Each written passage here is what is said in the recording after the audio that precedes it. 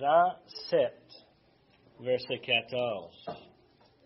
Vers le milieu de la fête, Jésus montait au temple et il enseignait. Les Juifs s'étonnaient, disant, « Comment connaît-il les Écritures, lui qui n'a point étudié? » Et Jésus leur répondit, « Ma doctrine n'est pas de moi, mais de celui qui m'a envoyé. Si quelqu'un veut faire sa volonté, il connaîtra si ma doctrine est de Dieu ou si je parle de mon propre chef, si je parle de moi-même. Celui qui parle de son propre chef cherche sa propre gloire. Mais celui qui cherche la gloire de celui qui l'a envoyé, c'est là. Celui-là est vrai. Il n'y a point d'injustice en lui. Moïse ne vous a-t-il pas donné la loi? Et nul de vous n'observe la loi. Pourquoi cherchez-vous à me faire mourir? La foule répondit, tu as un démon. Qui est-ce qui cherche à te faire mourir? Et Jésus leur répondit, j'ai fait une œuvre et vous en êtes tous étonnés. Moïse vous a donné la circoncision, non qu'elle vienne de Moïse, car elle vient des patriarches. Et vous circoncisez un jeune le jour du sabbat. Si un homme reçoit la circoncision le jour du sabbat, afin que la loi de Moïse ne soit pas violée, pourquoi vous irritez-vous contre moi, ce que j'ai guéri un homme tout entier le jour du sabbat? Ne jugez pas selon l'apparence, mais jugez selon la justice. Quelques habitants de Jérusalem disaient, n'est-ce pas là celui qu'il cherchait à faire mourir? Et voici, il parle librement, et ils ne lui disent rien. Est-ce que vraiment les chefs auraient reconnu qui est le Christ? Cependant, celui-ci, nous savons d'où il est, mais le Christ, quand il viendra, personne ne saura d'où il est. Jésus enseignait dans le temple, et il s'écriait, vous me connaissez, et vous savez d'où je suis. Je ne suis pas venu de moi-même, mais celui qui m'a envoyé est vrai, et vous ne le connaissez pas. Moi, je le connais, car je viens de lui. C'est lui qui m'a envoyé. Il cherchait donc à saisir de lui, et personne ne mit la main sur lui parce que son heure n'était pas encore venue. Plusieurs parmi la foule crurent en lui, et ils disaient, le Christ, quand il viendra, fera-t-il plus de miracles que n'en fait celui-ci? Les pharisiens entendirent la foule murmurer de lui ces choses. Alors les principaux sacrificateurs et les pharisiens envoyèrent des huissiers pour le saisir. Jésus dit, je suis encore avec vous pour un peu de temps, puis je m'en vais vers celui qui m'a envoyé. Vous me chercherez et vous ne me trouverez pas. Vous ne pouvez venir où je serai. Sur quoi les Juifs dirent entre eux, où irait-il que nous ne trouverons pas? Irait-il parmi ceux qui sont dispersés chez les Grecs? Et enseignerait-il les Grecs? Que signifie cette parole qu'il a dit? Vous me chercherez et vous ne me trouverez pas, et vous ne pouvez venir où je serai. Courbons-nous. Père éternel, on veut te remercier pour ta parole que tu nous donnes, qu'on puisse le lire librement.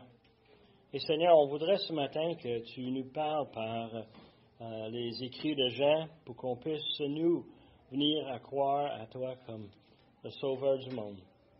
Que ton Fils est pleinement en contrôle et en charge de toutes choses. Que son sacrifice est suffisant pour couvrir tous nos péchés.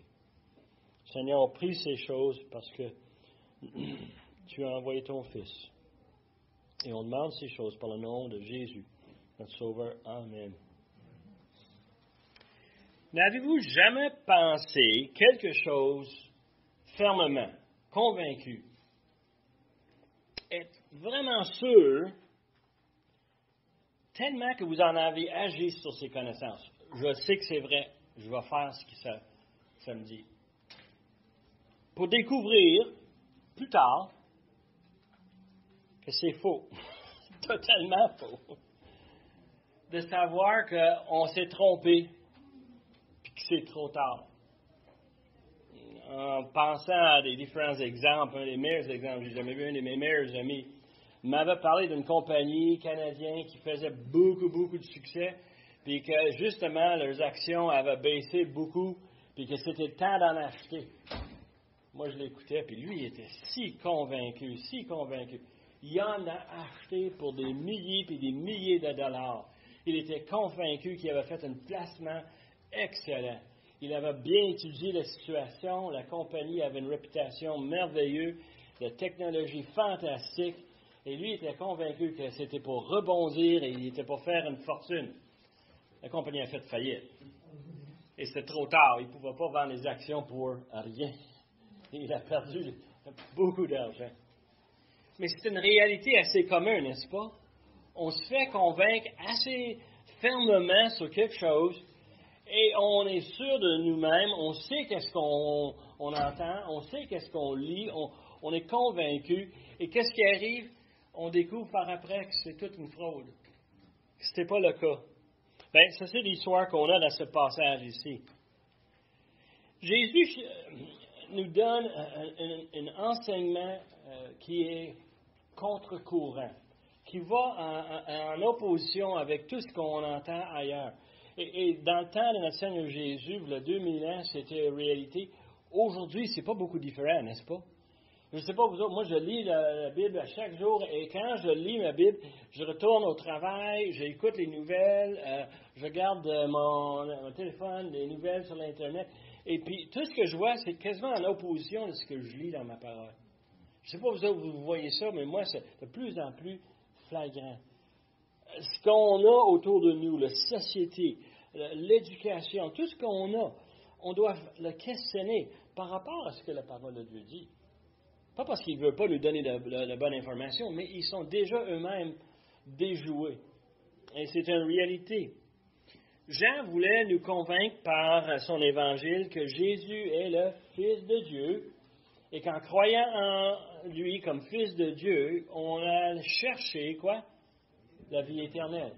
On parle de ça à chaque semaine. C'est le message qu'on a dans ce passage. C'est le message qu'on a dans cet épître. Dans cet évangile. Et pour ça, on doit réaliser ça avant que c'est trop tard. Combien de personnes subissent une surprise incroyable, un mort instantané, très peu de chances à se préparer pour la mort. Beaucoup parmi nous, on a pris des précautions pour nos épouses. Qu'est-ce qu'on a fait? On a acheté de l'assurance. On s'assure que financièrement, ils soient corrects si quelque chose m'arrive. On s'organise pour nos enfants. Ils sont précieux. On se préoccupe d'eux autres avant que c'est trop tard. Mais il y a tellement de personnes qui ne se préoccupent pas de l'éternité à venir. Et c'est une chose de laisser mon épouse passer les dernières 10, 15, 20 ans de sa vie en bien, mais c'est une autre chose de laisser du monde partir sans connaître la vérité sur Jésus-Christ. Alors, la question qu'on a dans ce passage, on l'a commencé la semaine passée, c'est pourquoi les Juifs, est-ce qu'ils avaient tellement de misère avec le message de Jésus-Christ? À chaque fois que Jésus enseigne, c'est comme si les gens ne comprennent pas. Ils tordent le sens pour le faire dire d'autres choses. Ils ne sont pas capables simplement de l'accepter et de le prendre comme il est, de voir qu'il est le Fils de Dieu. Mais il n'enseignait pas la même chose que les autres. Exact. Il enseignait quelque chose complètement différent. Et d'ailleurs, le problème dans notre passage, c'est justement ça. Les gens l'écoutaient et en disant, écoute, ça vient d'où ça? Ils sont vraiment pas capables de le saisir. Ils vivaient dans une société qui n'était pas technologiquement avancée comme la nôtre, mais ils avaient une société qui était très avancée intellectuellement.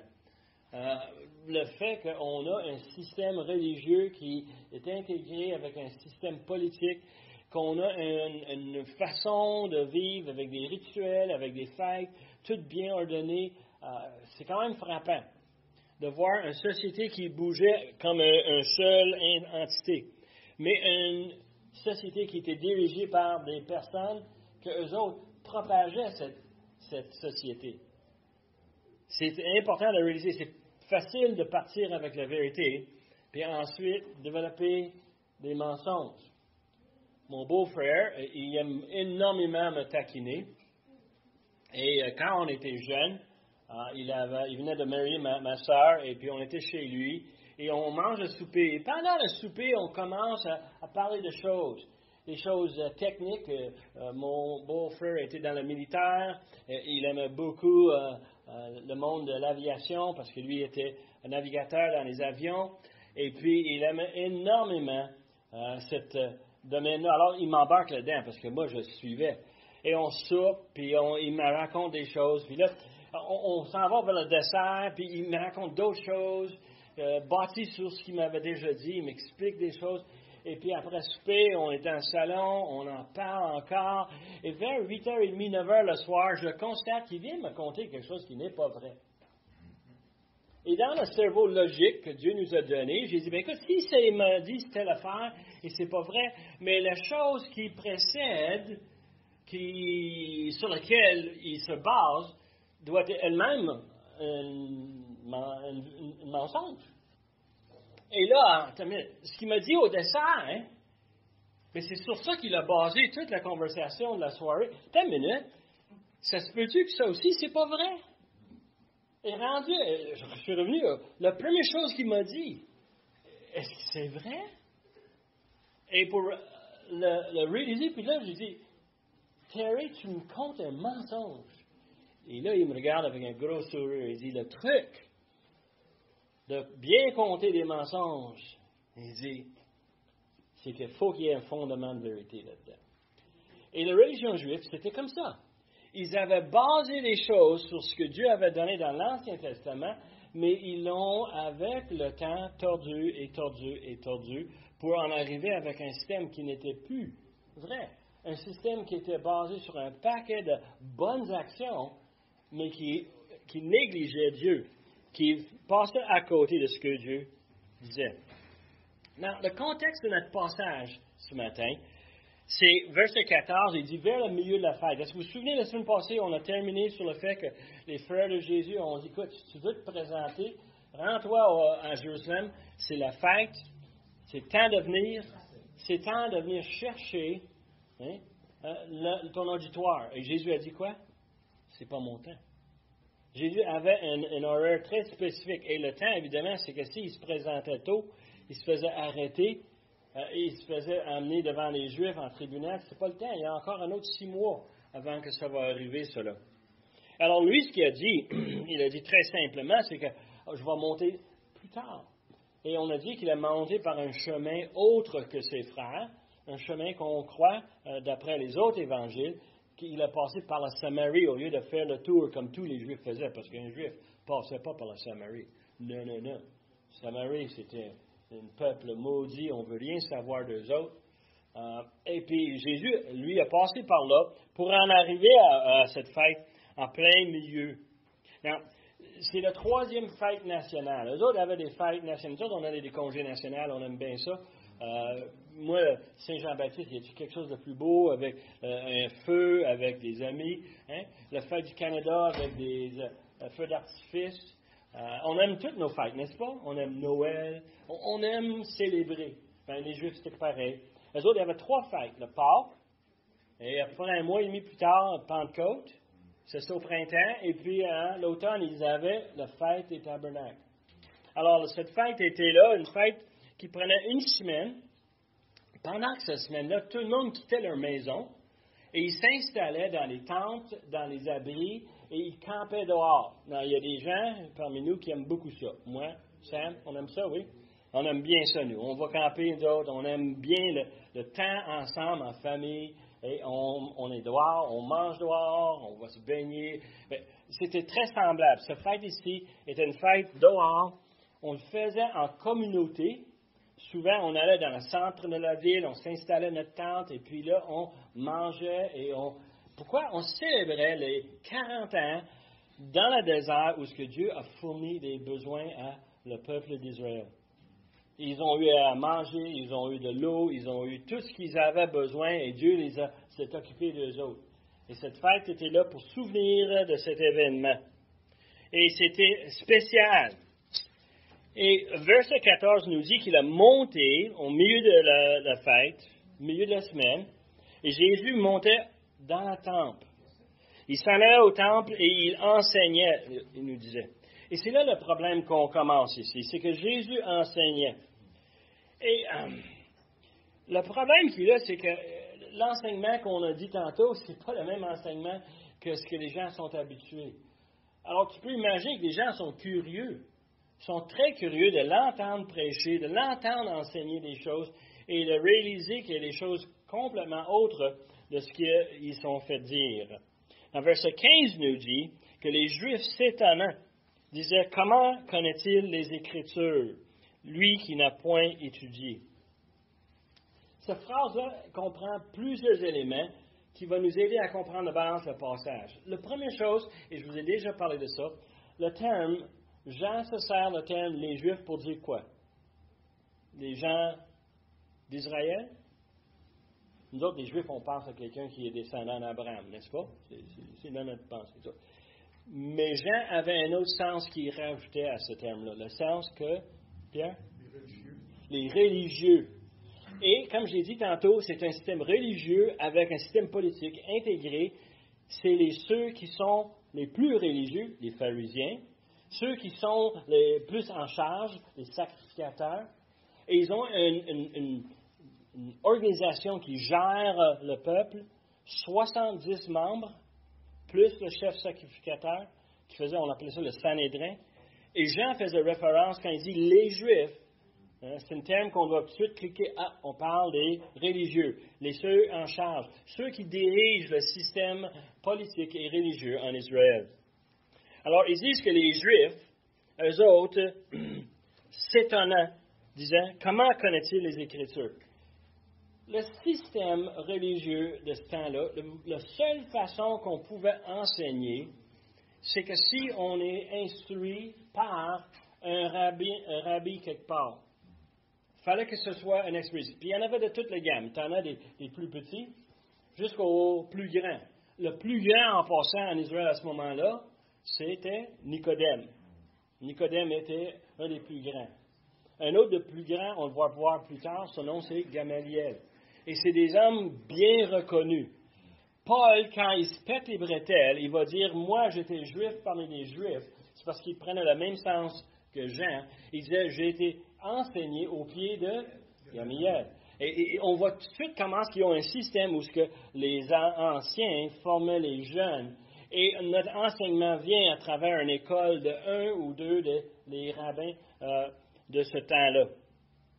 Et Jésus, il semble qu'on pense qu'il n'a jamais été instruit. Et la raison, c'est simple. C'est parce que ça se connaissait. Moi, je connais Pierre Gagnon, je sais d'où ce qui vient. Je connais très, très bien Jacques ici. Je sais d'où ce qui vient. Je sais où ils sont à l'école. On en a déjà parlé. On est informé. Jésus vient littéralement comme un cheveu sur la soupe. Une expression québécoise que j'adore. Hein? Ma grand-mère m'avait déjà dit qu'une fois, elle a dit à la serveuse, elle a dit, écoute, si tu veux me donner un cheveu, veux-tu le mettre dans une assiette à part et pas dans ma soupe? Hein? Je déciderai si je le veux dans ma soupe ou non. C'est ma grand-mère, spéciale comme dame. Mais la réalité, c'est que littéralement, Jésus était un facteur inconnu. Et son enseignement ne venait pas d'un autre. Parce que quand quelqu'un enseignait, il donnait référence à quelqu'un d'autre. C'est pas, moi j'ai pensé à ceci. Non, non, non. Comme Nicodème m'a enseigné, comme Gamaliel m'avait enseigné, comme un des rabbis m'avait montré, on citait les autres. Et on citait les autres parce que, ça nous donnait crédibilité. Oh! T'es allé à l'Université McGill. Oh! Vous le connaissez, vous avez déjà entendu cette chanson-là. Hein? Ma patronne, elle venait de Concordia, puis elle était toute fière de ça. Puis moi, je dis, OK. Puis là, elle embauche quelques étudiants l'été, puis ils sont pas capables de rien faire. Je dis, écoute, on va aller chercher dans une autre école. Ben non, pas une autre école. J'ai dit, essaye une autre école, juste pour le fun. Mais c'était drôle un peu, hein, comment est-ce qu'on a déjà, dans notre société, cette même principe. Tu viens d'où, Jacques? Hein? Qu'est-ce que tu penses, Max? Tu viens de quelle école? Et c'est quoi la façon qu'on pense? Il y avait un frère que je connaissais beaucoup, que j'aimais énormément, et je lui ai posé la question pourquoi il croyait dans une certaine fausse doctrine, puis il m'a dit, j'étais à telle école, puis c'est ça qu'on m'a enseigné. Ah, là on comprend, hein? On comprend. Mais eux autres, ils ne comprenaient pas Jésus parce qu'ils n'avaient pas son arrière-plan. Ils n'avaient pas cette conviction. C'est un problème, n'est-ce pas? Question? Oui? Non? OK. Mais la réalité, c'est qu'on arrive ici à une situation quand même spéciale. On commence à réaliser que Jésus n'a pas suivi le système traditionnel. Et pour eux autres, c'est un problème. Ils cherchent leur crédibilité à travers leurs éducations, et leur crédibilité fait en sorte qu'eux autres peuvent chercher la gloire de ceux qui ont compris la même chose. Mais quand tu viens de l'extérieur, tu cherches ta gloire où? Et Jésus a dit, quoi, ça ne vient pas de mon propre chef, de moi-même, ça vient de celui qui m'a envoyé. Et c'est fascinant. Moi, je me suis dit, en lisant l'Ancien Testament, combien de prophètes se sont avancés pour dire, moi, je suis prophète de Dieu et j'annonce quelque chose. Et je peux voir les gens en disant, es-tu vraiment de Dieu? C'est-tu vraiment Dieu qui t'a donné ce message-là? Tu peux voir ce qu'on se questionne. C'est logique. Et évidemment, il y avait souvent des preuves nécessaires pour donner crédibilité à ce prophète-là. Dans le cas de Jésus, il a plein de preuves. Plein de preuves. Et justement, on va en parler d'un. Jésus dit que son autorité vient de Dieu. Il ne cherche pas la gloire des Juifs. Jésus n'est pas préoccupé par la justice du monde. Nous, aujourd'hui, c'est un des sujets qui nous tombe là-dessus constamment. Et moi, je me pose la question constamment, comment je vais me fier à la justice du monde dans un monde qui ne croit pas dans le même Dieu que moi? Moi, je crois dans la justice de Dieu. Et c'est ça que Jésus est en train de leur dire ici. Il cherche la gloire de Dieu. Il cherche la justice qui vient de Dieu. Dieu devient son autorité. Et aujourd'hui, ça, c'est un des énormes problèmes. Parce que si vous dites à quelqu'un, moi, je crois que Dieu est l'autorité absolue, tu sais qu'est-ce qui arrive, hein? Ben, c'est bon pour toi, ça. T'sais? On va moquer de nous. On va rire de nous. Parce que pour eux autres, Jésus n'est pas une autorité. Dieu n'est pas une autorité. Pour eux autres, là, l'autorité vient en dedans de moi. Mais ils ne croient pas que la parole était inspirée. Donc là, ça fait toute la différence. Là. Ça fait toute une différence. Parce que nous, on regarde la parole de Dieu, on dit que c'est Dieu qui nous a donné, il l'a inspiré, comme tu dis. C'est une réalité, ça. On prend ça comme un fait. Et d'ailleurs, je suis surpris combien de fois, lorsqu'on a des conversations, quoi faire, quelle décision qu'on va prendre, c'est très normal, c'est très logique, mais on se fie sur nos expériences humaines, n'est-ce pas? Moi, quand j'étais petit, moi, quand j'étais à telle place, j'ai vécu des choses. Et à cause de ça, je suis capable, moi, de composer avec un événement, une circonstance quelconque. Mais la réalité, c'est qu'est-ce que Dieu dit? Qu'est-ce que Dieu veut? Parce que la vaste majorité des choses qu'on vit aujourd'hui n'ont pas un impact éternel. Mais moi, si je regarde l'autorité, lui vient avec une autre couleur, une autre chose. Moi, je connais du monde qui m'ont dit carrément qu'ils ne veulent rien savoir de la parole de Dieu, de l'autorité de Dieu. Ils ont perdu la vie soudainement. Et puis, je me dis tout le temps, trop tard. Ils ont eu la chance, mais ils ne l'ont pas pris. Et d'ailleurs, c'est justement le message que Jésus est en train de donner à ces Juifs. Now, il donne un virage un peu surprenant. On questionne son autorité, on questionne son éducation, OK? Et là, verset 19, Moïse ne vous a-t-il pas donné la loi? Il change de sujet, n'est-ce pas? Il va parler de la loi de Moïse. Et il dit, nul de vous n'observe la loi. Pourquoi cherchez-vous à me faire mourir? Et Jésus, il prend le temps de dire, écoute, vous pensez que votre tradition vient de Moïse? Moïse vous a donné la loi, mais pourquoi est-ce que vous ne suivez pas la loi? Pourquoi est-ce que vous cherchez à me faire mourir? Il fait référence au fait que dans Exode 20, Moïse a reçu de Dieu 10 commandements. Et numéro 6, c'est quoi? Tu ne tueras pas. mais tu cherches à me faire mourir. Et les gens virent en temps. De quoi est-ce qu'il parle? Non, je prends juste quelques instants pour retourner à la semaine passée. Jean 7, verset 1, on a lu, après cela, Jésus parcourait la Galilée, car il ne voulait pas séjourner en Judée, parce que les Juifs, cherchaient à le faire mourir. Là, c'est fascinant. Jean, au moment où ça arrive, je me mets dans ses sandales, petit jeune qui suit Jésus, il n'est pas tout à fait conscient de tout ça. Mais il l'a écrit dans sa vieillesse. Il avait 80-85 ans. Déjà, ça fait un bon 60 ans que ça s'est passé, ces événements-là. Et là, il sait très bien qu'est-ce qui est en train d'arriver. Là, il comprend le complot qui est en train de se monter. Et on le voit très rapidement dans cette parole qui est inspirée de la part de Dieu. C'est que c'était déjà dans les esprits des Juifs, des dirigeants religieux, qu'il faut se débarrasser de Jésus. Il faut le discréditer, il faut l'enlever de l'estrade, il faut vraiment le faire sortir et il cherche à le faire mourir. Et c'est probablement pourquoi il a monté au milieu de la fête, pour ne pas se faire arrêter avant. Dans la foule répondit, « Tu as un démon. » Et ça, je dois le traduire pour vous autres. En bon québécois, on dirait, « T'es-tu fou? T'es-tu malade? Comment ça le monde veut te tuer? Qui est-ce qui cherche à te faire mourir? » Alors, la foule ici fait référence à le monde dans le temple où Jésus est en train de parler. Le monde autour, ce n'est pas les Juifs comme tels, mais la foule, c'est la masse de personnes qui sont là. Les gens qui venaient dans cette fête-là, ce n'était pas juste les habitants de Jérusalem. Ce n'était pas juste les religieux de Jérusalem. Mais c'était des hommes qui venaient de partout. Ils venaient avec leur famille, ils campaient dans les rues de Jérusalem, ils s'installaient pour passer la fête ensemble.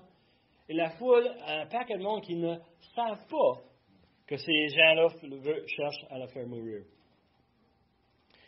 Il faut comprendre que la vie hébreu, c'est une communauté fermée. Est-ce que vous comprenez un peu ce que je veux dire par ça? J'ai travaillé il y a longtemps, quand j'étais au cégep, je travaillais le soir dans une compagnie de crème glacée.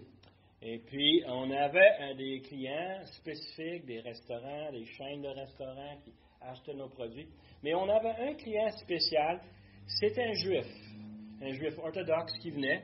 Puis lui, il voulait du crème glacée fait d'une façon très spéciale, d'après les façons approuvées par les rabbis. Et on faisait son crème glacée. Pourquoi? Parce que lui, il faisait un produit juste pour la communauté juive ici à Montréal. Et lui, il avait une entreprise laitière où lui livrait les produits, mais eux autres avaient une société fermée. C'est-à-dire qu'ils n'achetaient pas leur crème glacée au métro ou IGA ou Maxi. Eux autres, ils achetaient ça dans le magasin juif où la nourriture est préparée et bénie par les rabbis. Il fallait qu'eux autres achètent des choses, on appelle ça en anglais kosher. On achète des choses qui sont, vous le connaissez très bien. Alors, c'est une société fermée. Bon, ça était déjà dans le temps de notre Seigneur, c'était déjà fermé. Pourquoi? Parce que le monde grec, c'était à l'extérieur. Le monde romain, c'était à l'extérieur. Oui, les Romains avaient conquéri la Palestine, mais eux autres ne voulaient rien savoir d'eux autres. Ils géraient leur nation eux-mêmes, avec leur façon. Et eux autres, ils voyaient les choses d'une façon très étroite. Et évidemment, quand ils se parlaient pas avec des étrangers, ils se parlaient avec ceux qu'ils connaissent. Quand je dis que je connais quelqu'un, je peux m'associer avec lui, je peux lui parler. T'as-tu entendu des nouvelles? T'as-tu vu qu'est-ce qui s'est passé à telle place? T'as-tu entendu quel rabbi enseigne? Wow, c'était intéressant. As-tu entendu parler de ce Jésus? C'est là qui fait bien des miracles. Tu peux voir où les autres, ils gardaient cette information dans leur propre contexte.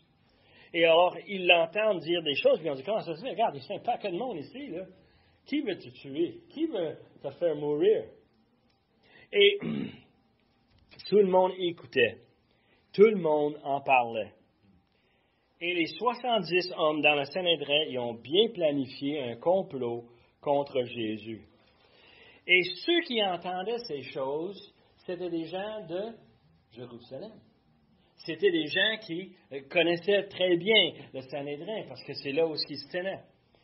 Dans une société de même, rien n'est privé. La meilleure façon d'avoir un secret, c'est de ne pas le dire à personne. Mais si j'ai quelqu'un qui sert à ma table, si j'ai quelqu'un qui s'occupe de mes besoins, qui fait la vaisselle, quelqu'un qui lave mon linge, quelqu'un qui nettoie la maison, ils sont là dans la maison tout le temps. Je ne peux pas en parler sans que les autres vont l'entendre. Et je peux voir quelqu'un comme un des membres de Sanhedrin arriver le soir et dire, on a eu une mauvaise journée au shop aujourd'hui, boy. Il y a un gars de Galilée qui est venu, qui commence à enseigner toutes sortes de choses différentes, mais on va s'en occuper de lui. Tu vas voir, on va l'arrêter. Tu vas voir. Et puis tu peux voir dire ça à son épouse, ses enfants. Et tout le monde entend. Tout le monde dans la maison le sait. Et quand ils sont dans le marché, hey, le boss est venu hier soir, puis il m'avait dit comment est-ce que ce Jésus leur cause beaucoup de frustration. Ouais, j'ai entendu la même affaire. Et tu peux voir le commérage local faire en sorte que tout le monde sait qu'est-ce qui se passe.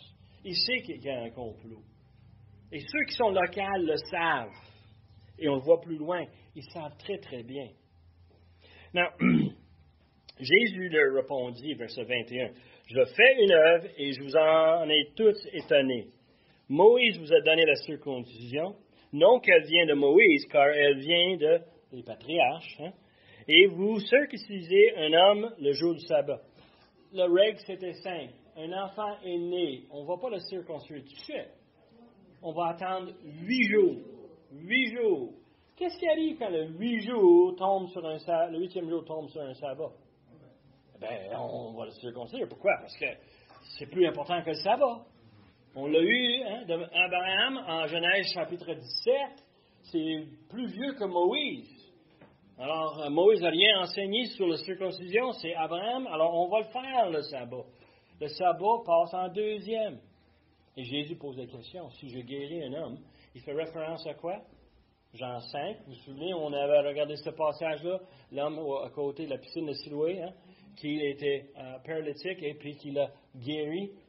Et puis les Juifs ne sont pas émerveillés qu'il soit, les Juifs, les chefs religieux, ne sont pas émerveillés qu'il ait guéri. Ça leur passe par-dessus la tête, c'est qu'il a fait le sabbat. Et quand on le confronte, qu'est-ce qu'il dit? Bien, il dit qu'il est le Fils de Dieu. Il s'identifie avec Dieu, c'est de la blasphème. On a assez d'arguments pour l'arrêter et pour le tuer. Alors, Jésus, il donne ce conflit. Mais le problème, c'est qu'eux autres sont en train d'aller à contre la loi de Moïse, qui est quoi? On ne tuera pas. Et tout à coup, eux autres, dans leur cerveau, ils ne pensent comment on peut éliminer Jésus. Peut-être un peu de boisson. Dans son boisson, on va mettre un poison. Qu'est-ce que tu en penses? Ou on envoie quelqu'un avec un petit couteau pour lui mettre dans le cœur. Ils ont toutes sortes de complots. Comment on peut l'attraper? Comment on peut l'arrêter? Comment on peut l'enlever sa vie? Et ils ont ce complot contre la loi de Moïse. Et Jésus est en train de dire, ton système religieux, là, il manque. Il manque. C'est pas bon. C'est pas bien qu'est-ce que vous pensez, qu'est-ce que vous faites. Et là, verset 25, comme j'ai dit, les habitants de Jérusalem disaient, « N'est-ce pas celui qu'ils cherchent à faire mourir? » Tout le monde de Jérusalem le sait. Les gens à l'extérieur, la Galilée, le Décapole, tous ces gens-là qui venaient d'ailleurs, les autres n'étaient pas complètement conscients, mais les gens de Jérusalem le savaient. Les nouvelles, ça se répand rapidement. Ça fait 6 mois que Jésus a fait les miracles dans Jean chapitre 5, et maintenant le complot est assez bien connu. Est-ce que c'est pas lui qu'on cherchait à faire mourir?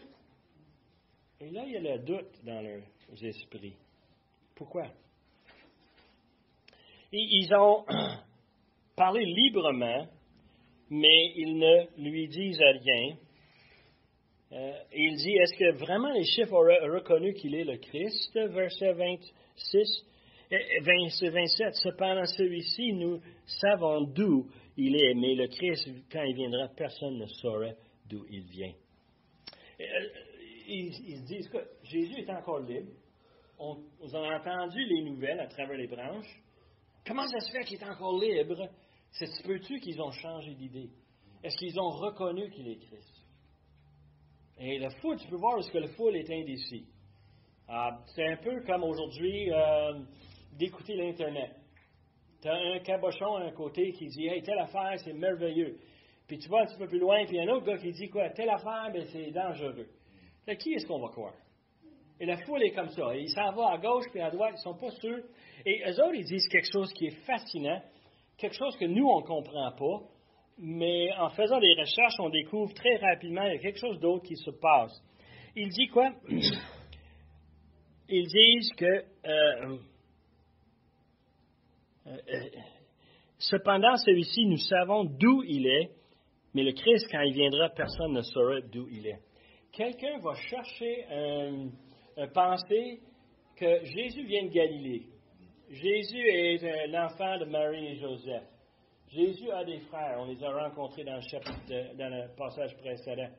Et on commence à tout reconnaître que Jésus, c'est quand même un homme connu, de la part de quelques-uns quand même. Et eux autres, ils le regardent, mais il existait dans ce moment-là une tradition populaire, une légende, si vous voulez.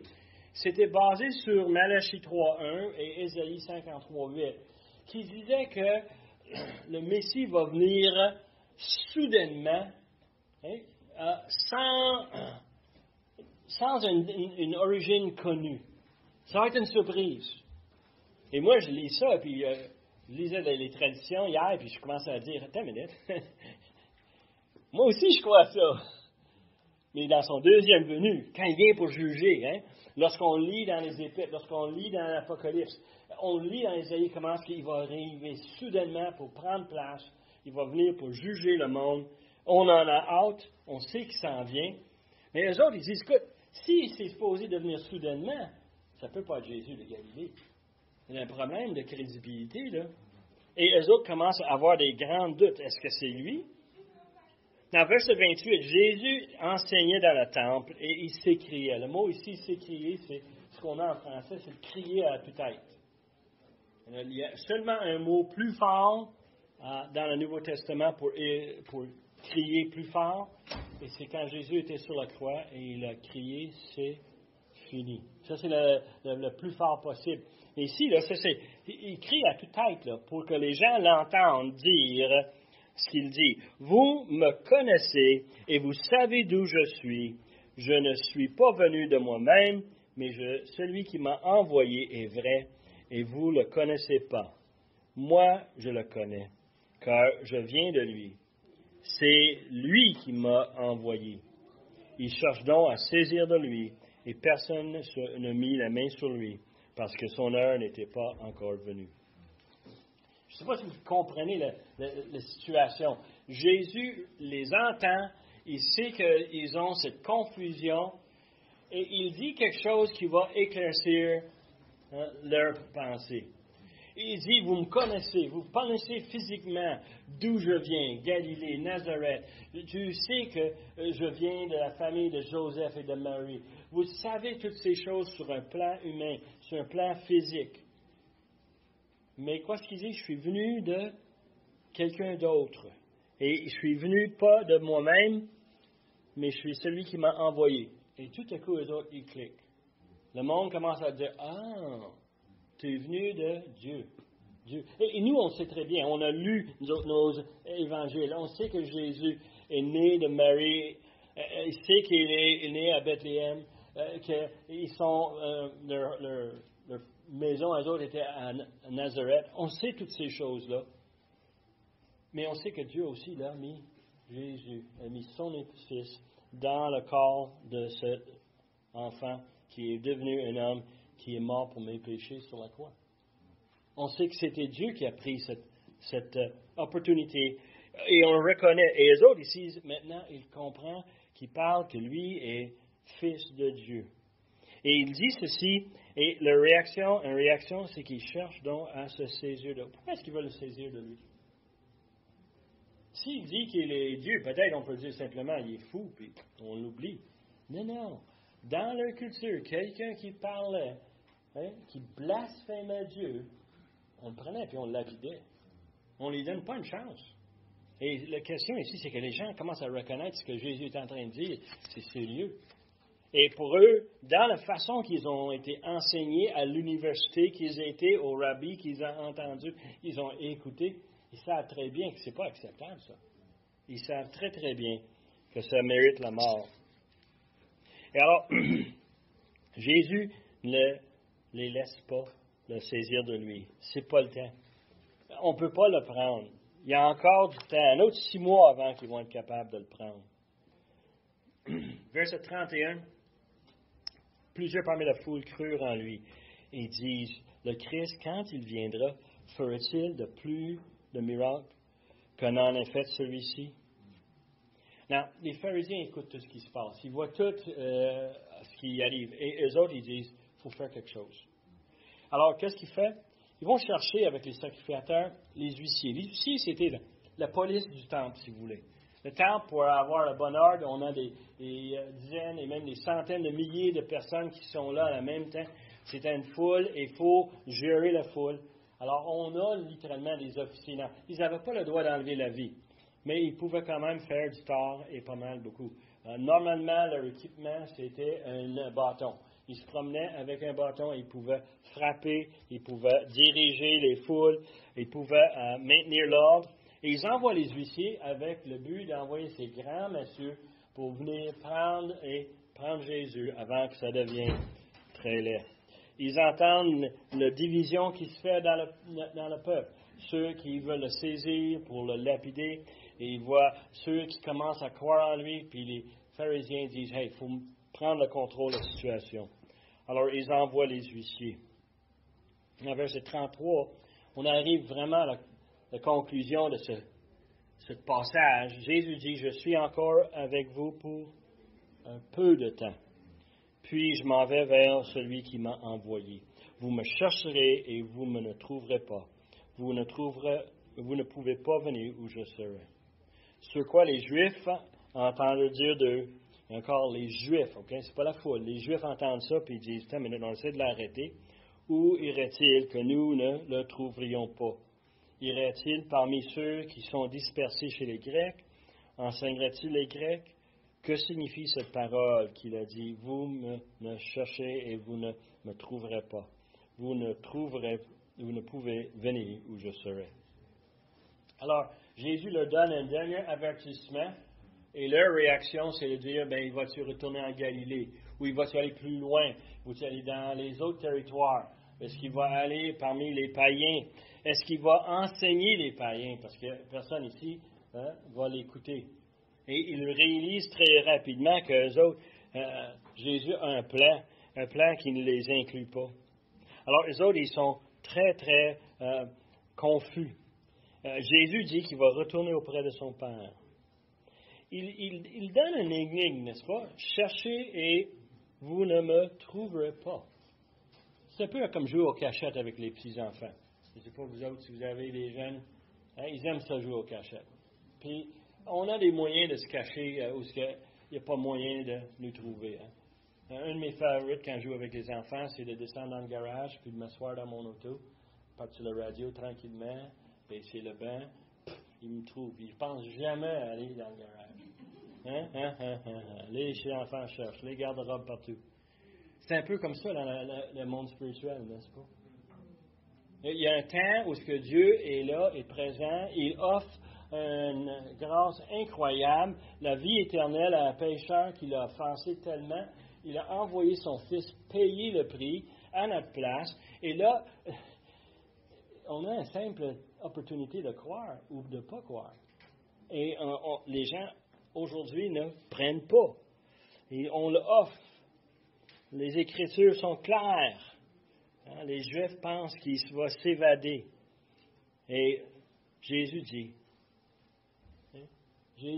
très, très clairement, le temps est limité. Non, le temps est limité pour quelques-uns pendant quelques semaines, quelques mois, peut-être quelques années. Nous, comme certaines parmi nous, on est un petit peu plus âgés, 60 ans, 70, beaucoup de temps pour décider si on va croire. 80 ans, Frank, 80 ans, on a vieilli. On a eu beaucoup de temps à mettre notre confiance dans le Seigneur. Beaucoup d'opportunités. Mais vous savez que c'est rien, ça. Une des définitions les plus intéressantes que j'ai lues sur Définition de l'enfer. L'enfer, OK? Vous êtes prêts? Jésus, il le donne ici, là. Il dit quoi? Que d'aller en enfer, c'est découvrir la vérité trop tard. C'est quelque chose. Pense à des gens qui n'ont refusé la bonne nouvelle, qui ne veulent pas accepter Jésus comme sauveur. J'en ai pas besoin. Moi, je suis assez bon. J'ai fait assez de bonnes choses. Je vais être capable de surmonter les petites imperfections de ma vie, les péchés. Hein? Je vais être capable de surmonter ça. Dieu va m'accepter. Dieu est bon quand même. Dieu est miséricordieux. Il va m'accepter tel que je suis. Il n'y a pas besoin de Jésus. Je n'ai pas besoin. Et quand vous entendez cela, vous dites, wow, attends une minute, là. Il y a un problème, là. Il y a une fausse raisonnement. Et surtout quand on sait la vérité. Et devine quoi? À la fin de toutes nos opportunités, si on ne l'a pas choisi, le résultat, c'est triste. C'est trop tard. En l'enfer, c'est l'éternité. C'est longtemps, l'éternité. C'est tellement long qu'on ne sait pas comment long c'est. C'est long. Et avoir aucune opportunité de revenir sur notre décision. Aucune opportunité de reprendre ce qu'on a perdu. Trop tard. Avant que ce soit trop tard. Nous avons un choix à faire. Ceux autour de nous ont un choix à faire. Et c'est à nous à les amener clairement à voir Jésus est le Fils de Dieu. Il faisait ses miracles. Il a enseigné ses enseignements pour nous aider à mettre sur la bonne piste. Et franchement, c'est notre responsabilité de prendre le choix, d'aider d'autres à le voir aussi. Et le temps nous échappe. On va continuer la semaine prochaine. Prions.